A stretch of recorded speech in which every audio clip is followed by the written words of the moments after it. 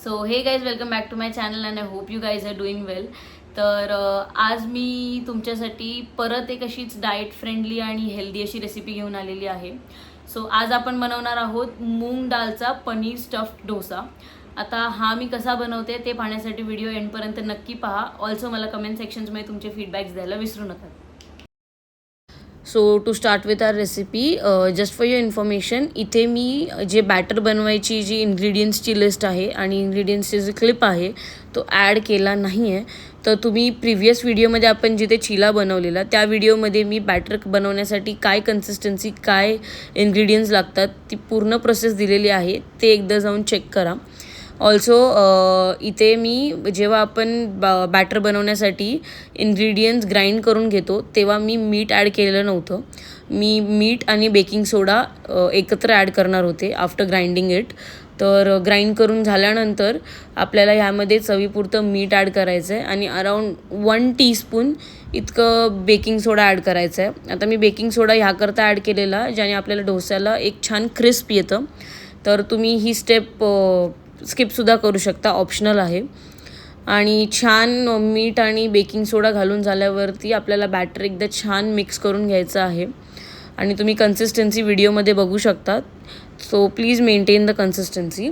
ह्यानंतर coming to the stuffing, आता इथे मी जेवढ्या माझ्याकडे पॉसिबल वेजीज होत्या तेवढ्या मी सगळ्या ॲड केलेल्या आहेत आणि सर्व वेजीज मी एकदम फाईनली चॉप करून घेतल्या होत्या. For example onion, carrot, capsicum, coriander आणि पनीर. आता मी पनीर जस्ट फॉर प्रोटीन घेत होते.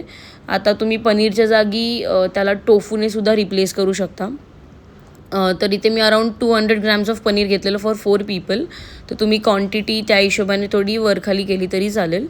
आता फॉर स्पायसेस इथे मी ॲड केलं आहे अराऊंड 1 टीस्पून इतकं ब्लॅक पेपर पावडर, 1 टीस्पून इतकं red chilli powder, 1 to 1.5 teaspoon इतकं आमचूर पावडर.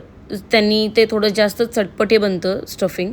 आता इथे I was not having chaat masala म्हणून मी आमचूर पावडर ॲड करते. तुमच्याकडे इफ चाट मसाला असेल तर तुम्ही चाट मसालासुद्धा सेम क्वांटिटीमध्येच ॲड करा. आणि नेक्स्ट आपण यात ॲड करणार आहोत चवीपुरतं मीठ.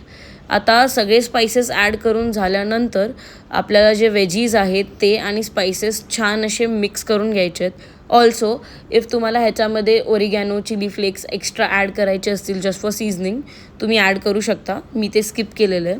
आता छान स्टफिंग मिक्स करून घ्यायची आहे आणि एक 10 ते 15 मिनटं आपल्याला साईडला ठेवायची आहे सेट होत, ज्याने की स्पायसेस आणि वेजीज छान मिक्स होतील.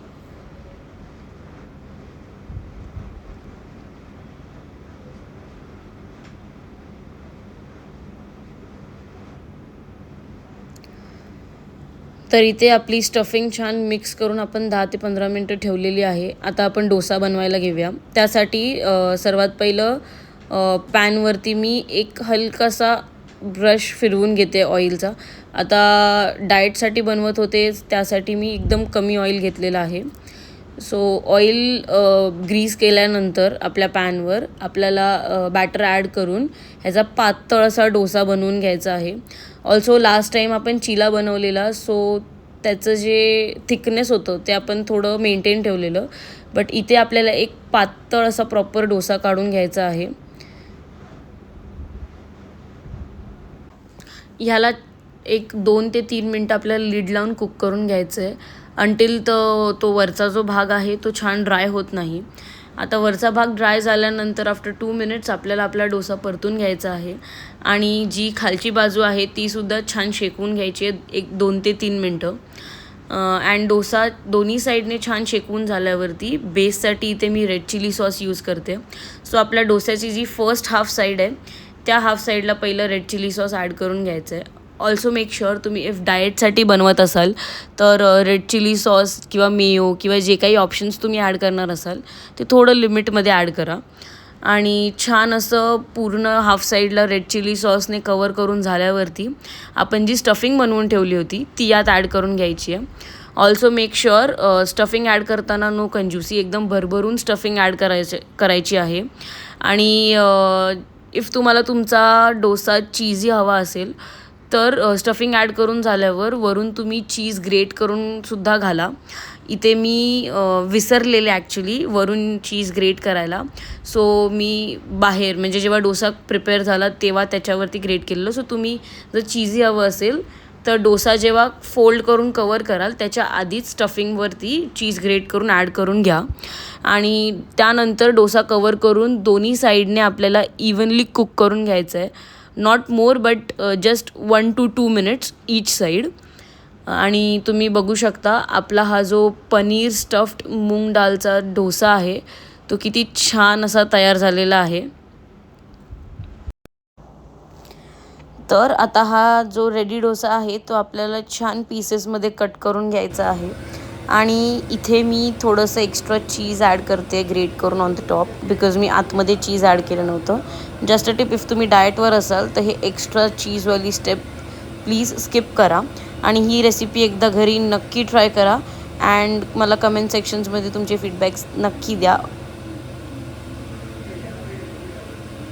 सो आय होप तुम्हाला माझी ही डोसाची रेसिपी आवडली असेल. तर ही एकदा तुमच्या डाएटमध्ये नक्की ॲड करा आणि घरी एकदा नक्की ट्राय करून पहा.